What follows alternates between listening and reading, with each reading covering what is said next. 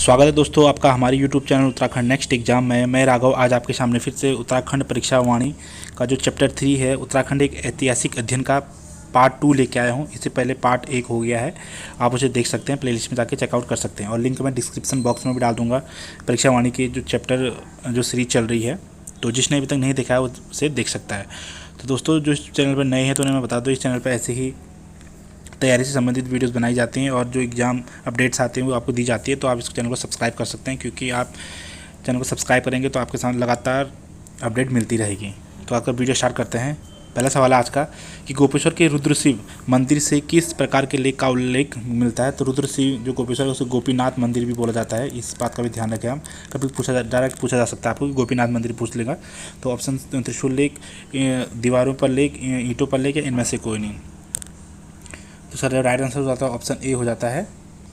इसकी व्याख्या देखते हैं, त्रिशूल लेख मिलता है वहाँ से। इसकी व्याख्या देखते हैं। व्याख्या में क्या लिखा हुआ है कि गोपेश्वर के रुद्रसिंह मंदिर से त्रिशूल लेख प्राप्त हुआ है, जिसमें 2 राजाओं नागपति नाग व अशोक चल के लेख हैं। 6वीं 7वीं सदी में गणपति नाग ने इस क्षेत्र को जीता था तथा 12वीं सदी में पश्चिमी नेपाल के राजा अशोक चल ने इस क्षेत्र को जीता था। तो आपको पूछा जा सकता है कि कितने राजाओं का जो नेपाल के राजाओं का उल्लेख मिलता है। तो 2 राजाओं का उल्लेख मिलता है। कौन कौन से हैं?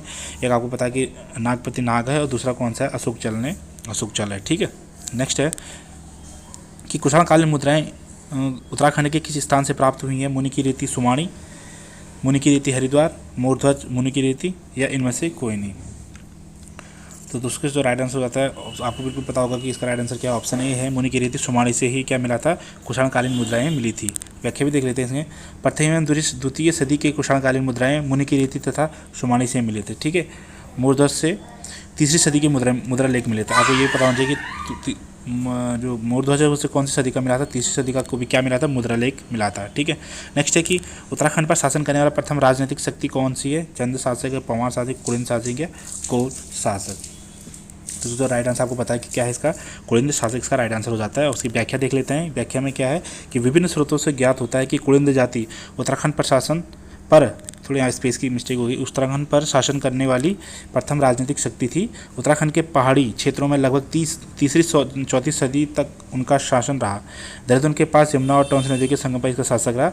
और अशोककालीन कालसे नामक नाम यहाँ से इनका मिलता है, क्या उसको साक्ष्य मिलते हैं। तो दोस्तों जो ये है, मैं पहली बात तो इसको जो PDF है मैं टेलीग्राम ग्रुप में डाल दूंगा, जो हमारा चैनल है टेलीग्राम पे, वहाँ डाल दूंगा। तो आप उसे वहाँ से डाउनलोड करके अच्छे से आप इसके नोट्स बना सकते हैं। ठीक है। लिंक मैं डिस्क्रिप्शन बॉक्स में दे दूँगा वीडियो के, तो आप वहाँ से जाके हमारे चैनल को देख सकते हैं। नेक्स्ट है कि उत्तराखंड में सूर्य मूर्तियों एवं मंदिरों का प्रचलन किन शासकों से आरंभ किया गया था? कुलिंद है, शक है, किरात है या चंद है। तो ये किसने स्टार्ट किया था? शकों ने किया था। इसका राइट आंसर क्या था? ऑप्शन बी है इसका, शकों में। व्याख्या देख लेते हैं इसकी। व्याख्या में क्या लिखा हुआ है कि कुमाऊं क्षेत्र में शक संवत का प्रचलन तथा सूर्य मूर्तियां एवं मंदिरों की उपस्थिति शकों के अधिकार की पुष्टि करती है। ये देख लीजिए, आप डायरेक्ट क्वेश्चन पूछा जा सकता है कि या तो सूर्य मंदिरों एवं मूर्तियों की उपस्थिति का अधिकार पूछेंगे। ऐसे कि आने वाले समय में ऐसे क्वेश्चन आने के चांसेस हैं कि जो कि शक संवत से संबंधित, या जो हमारा कि उत्तराखंड में सूर्य मूर्तियों का जो स्थापना की थी वो किन शासकों के द्वारा की गई। तो किसके द्वारा की गई थी? कुमाऊं क्षेत्र में सूर्य मूर्तियों एवं मंदिरों की उपस्थिति शकों के अधिकार की पुष्टि करते हैं। अल्मोड़ा के कोशी के पास स्थित कटारमल सूर्य मंदिर विशेष रूप से प्रसिद्ध है। अल्मोड़ा से प्राप्त कुलिंद मुद्राओं पर अशोक, गोमित्र, हरिदत्त, शिवदत्त आदि राजाओं का अंकल मिलता है। इस पता पूछा गया कि कोटारमल का सूर्य मंदिर कहाँ है, तो आपको पता होना चाहिए कहाँ है, अल्मोड़ा में स्थित है। ठीक है। नेक्स्ट है कि बड़ा वाला यज्ञ वेदिका किस शासक से संबंधित है?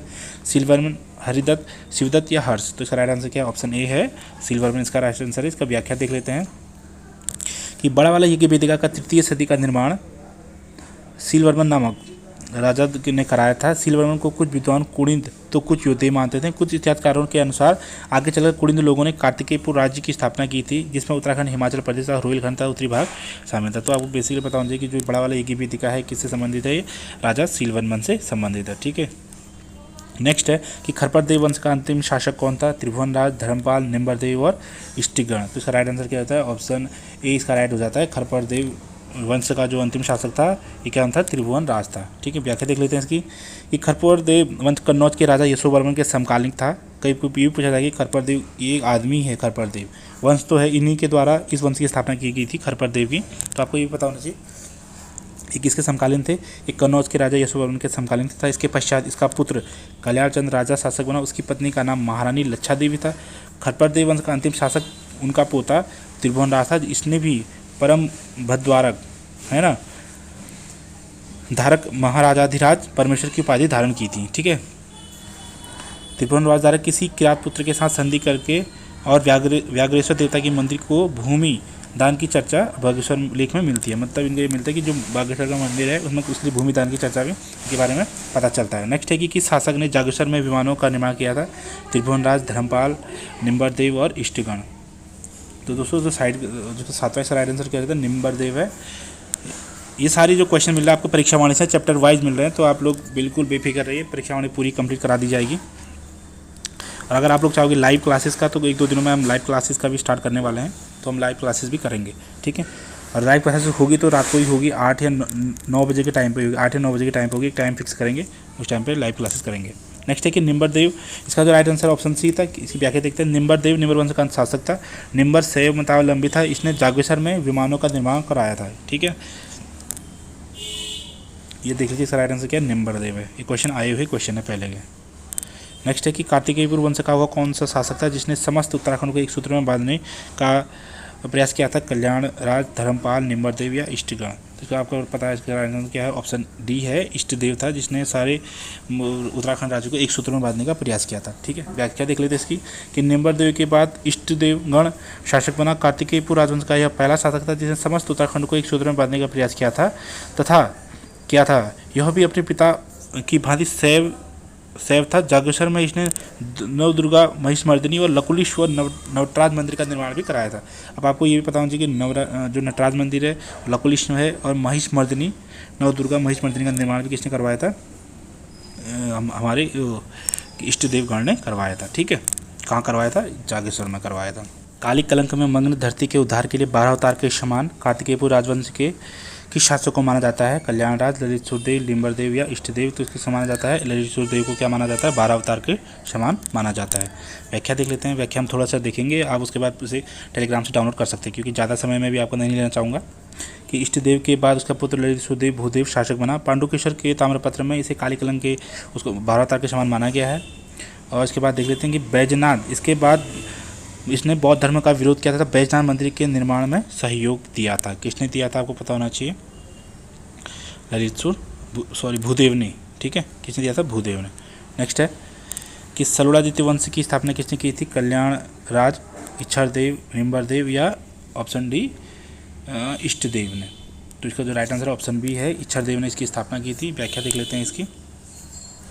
व्याख्या में क्या है कि बागेश्वर एवं पांडुकेश्वर से प्राप्त ताम्र लेखों के अनुसार सलोड़ादित्य के पुत्र इच्छादेव ने सलोड़ादित्य वंश की स्थापना की थी। किसने की थी? इच्छादेव के पुत्र इच्छादेव ने सलोड़ादित्य के वंश की स्थापना की थी। ठीक है, नेक्स्ट है कि अशांति देव वंश के किस शासक को अत्याचारी एवं कामुक बताया गया? त्रिभुवन राज, ब्रह्मदेव, निम्बरदेव या इष्टगण। इसका राइट आंसर है ऑप्शन बी, ब्रह्मदेव को क्या बताया? अत्याचारी और कामुक बताया गया है। ठीक है, व्याख्या देख लेते हैं कि अशांति देव वंश का अंतिम शासक ब्रह्मदेव था, जो एक अत्याचारी एवं कामुक शासक था। प्रजा इसके अत्याचार से त्रस्त थी। जागरों में इसे विरमदेव या वीरदेव भी कहा गया है। नेक्स्ट है कि कार्तिकेयपुर राजाओं के आदि पुरुष किसे कहा गया? त्रिभुवन राज, धर्मपाल, शालिवाहन या इष्टदेव। तो जिसका राइट आंसर हो जाता है ऑप्शन सी है। किसको बोला गया है? कार्तिकेयपुर राजाओं के आदि पुरुष शालिवाहन देव को कहा गया है।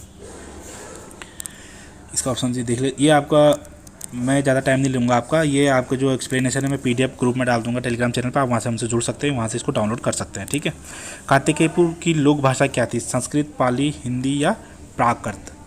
ये बहुत बेसिक सवाल है, आपको पता होना चाहिए कि कार्तिकेयपुर राजवंश की जो लोक भाषा थी वो क्या थी? पाली थी। और जो राजभाषा थी वो क्या थी? वो थी संस्कृत। इनमें कन्फ्यूज हो जाता है। तो क्या कार्तिकेयपुर की राजभाषा क्या थी? संस्कृत थी। और लोक भाषा क्या थी? पाली थी। लोक भाषा मतलब आम बोलचाल की भाषा जो होती है।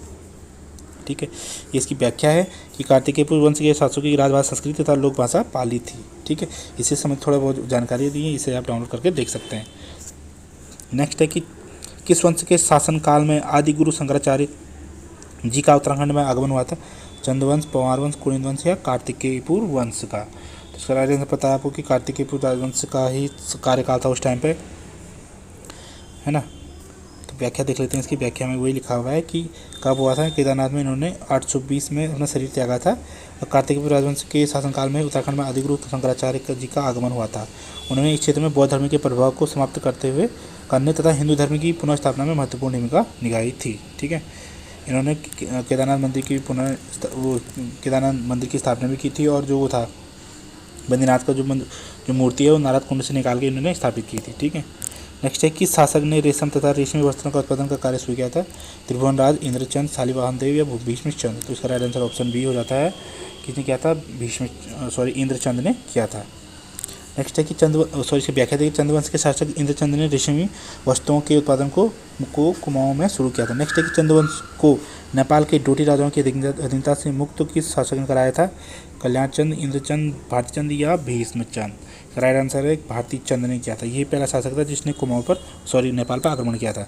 सन 1191 के बाद नेपाल डोटी के चल सामंत राजाओं के चंद शासकों को अपने अधीन कर लिया था। अधीनता से मुक्ति चंद शासक भारतीचंद ने नेपाल पर आक्रमण कर दिलाया थी। यह पहला शासक था जिसने भारतीचंद था जिसने नेपाल पर आक्रमण किया था। ठीक है, नेक्स्ट है कि चंद वंश का वह कौन सा शासक था जो अपनी राजधानी चंपावत से स्थानांतरित कर अल्मोड़ा ले गया था? बालो कल्याणचंद, बहादुरचंद, भारतीचंद या भीष्मचंद। इसका राइट आंसर ऑप्शन ए है। ये अपनी राजधानी को कहाँ ले गया था? चंपावत से अल्मोड़ा ले गया था। नेक्स्ट इसकी व्याख्या आप देख लीजिए कि बालो कल्याणचंद ने मणकोटी राज्य को जीतकर चंद राजवंश में मिलाया और अपनी राजधानी को चंपावत से स्थानांतरित करके कहाँ ले गया? अल्मोड़ा ले गया। ठीक है, ये 1665 नहीं होना चाहिए, इसको देखना एक बार आप। नेक्स्ट, चंद्रवंश का पहला शासक कौन था जिसने दिल्ली के सुल्तान फिरोज शाह तुगलक के दरबार में भेंट की थी? ज्ञानचंद, इंद्रचंद, भारतीचंद और भीष्मचंद। तो कौन था? इसका राइट आंसर ऑप्शन ए हो जाएगा, ज्ञानचंद। इसी को उसने गरुड़ की उपाधि दी थी। किसकी उपाधि दी थी? गरुड़ की उपाधि दी थी, है ना। गरुड़ ज्ञानचंद बोलते हैं, आपको ध्यान होगा क्वेश्चन में पूछा गया काफ़ी बार कि ज्ञानचंद 1365 से 1420 तक इसका शासनकाल था। वह पहला चंद शासक था जिसने दिल्ली के सुल्तान फिरोज शाह तुगलक के दरबार में उनसे मुलाकात कर उसे भेंट प्रदान की थी और फिरोज शाह तुगलक ने इसे गरुड़ की उपाधि दी और यह गरुड़ ज्ञानचंद कहलाया। ठीक है, जो मैंने बता दिया आपको। दोस्तों, अगर वीडियो पसंद आ रही है तो प्लीज़ वीडियो को लाइक ज़रूर करें। बस ये कहता हूँ मैं, वीडियो को लाइक करें और कहीं भी कोई भी गलत लगता है तो आप उसे बता सकते हैं, हम उसे नेक्स्ट वीडियो में सही ज़रूर करेंगे। ठीक है, ऐसे कि अकबर के समकालीन कौन सा चंद्र शासक था? ज्ञानचंद्र, इंद्रचंद, रुद्रचंद या भीष्मचंद। तो इसका राइट आंसर हो जाता है ऑप्शन सी। इसका क्या था? रुद्रचंद। रुद्रचंद ने 1588 में अकबर से भेंट की थी। कहाँ? काबुल में। रुद्रचंद्र अकबर का समकालीन चंद्र राजा था। तराई पर अधिकार कर वर्तमान रुद्रपुर नगर की स्थापना इसी ने की थी। अल्मोड़ा का मल्ला महल भी इसी ने बनाया था। ठीक है, नेक्स्ट है कि न्योली व बिस्टाली कचहरी की चंद शासकों ने खुलवाई थी? ज्ञानचंद्र ने, लक्ष्मीचंद्र ने, रुद्रचंद्र ने और भीष्मचंद्र ने। तो दोस्तों राइट आंसर हो जाता है ऑप्शन बी है इसका। किसने करवाया था? लक्ष्मीचंद्र ने। व्याख्या देख लेते हैं कि लक्ष्मीचंद्र नामक चंद शासक ने न्योली व बिस्टाली जो न्यायालय थे खुलवाए और राज्य कर्मचारियों की श्रेणियाँ बनाई तथा अनेक प्रकार के करों का सृजन किया। इनमें कई बड़े बड़े बगीचे लगवाए और अनेक मंदिरों का निर्माण करवाया। ठीक है, तो दोस्तों अगर आपको वीडियो पसंद आए तो प्लीज़ वीडियो को लाइक करें। जो दोस्त नए चैनल को सब्सक्राइब कर सकते हैं और आंकलन ऐप को डाउनलोड कर सकते हैं। इस पर हम डेली प्रैक्टिस सेट डालते हैं, रात को 9 बजे डेली प्रैक्टिस सेट होता है। ये आपका टेस्ट के साथ आपको अर्निंग का भी सोर्स बन सकता है, क्योंकि ये अर्निंग के लिए भी है। आप इस पर खेलो और जीतो हिसाब से किया जाता है, तो आप लोग इसे भी डाउनलोड कर सकते हैं। लिंक आपको डिस्क्रिप्शन बॉक्स में मिल जाएगा। तो दोस्तों वीडियो पसंद है तो प्लीज़ वीडियो को लाइक करें। जो दोस्त नए चैनल को सब्सक्राइब कर सकते हैं। मिलते हैं आपको नेक्स्ट वीडियो में, तब तक के लिए जय हिंद, जय उत्तराखंड।